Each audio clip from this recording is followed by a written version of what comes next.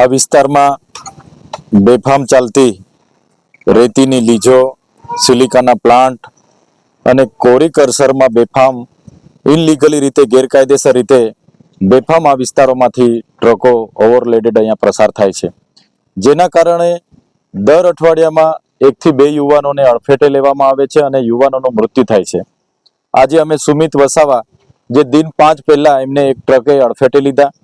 પોતે ટીઆરબી ના જવાન હતા, ડ્યુટી પર હતા, છતાંય એ ટ્રક ચાલકે બેફામ હંકારીને અમારા સુમિત વસાવાનો જીવ લીધો છે. ત્યારે આજે એમનો પરિવાર નિરાધાર બની ગયો છે.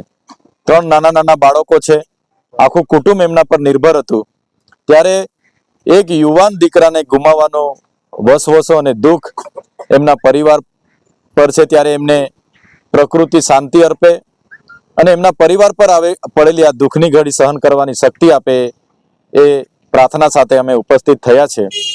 પણ આવનારા દિવસોમાં ખાણ ખનીજ વિભાગ, ભરૂચ વહીવટી તંત્ર આવા બેફામ ચાલતા ટ્રક ચાલકો પર, ઇનલીગલી ચાલતી લીજો, સિલિકાઓ અને કોરી કરસરો પર તપાસ કરીને કાયદેસરની કાર્યવાહી નહીં કરે તો દિન 5 પછી એટલે કે તારીખ 3 બુધવારના રોજ અમે રાજપારડી બિરસા મુંડા ભગવાનને ફૂલહાર કરીને અહીંથી અમે પદયાત્રા કરીને અમે ઝઘડિયા સુધી જવાના છે.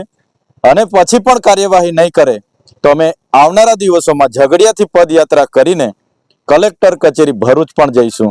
અમારી માંગ છે કે દર અઠવાડિયે 2-2, 3-3 યુવાનોને અડફેટે લઈને એમના પરિવારોને નિરાધાર કરી દેવામાં આવે છે.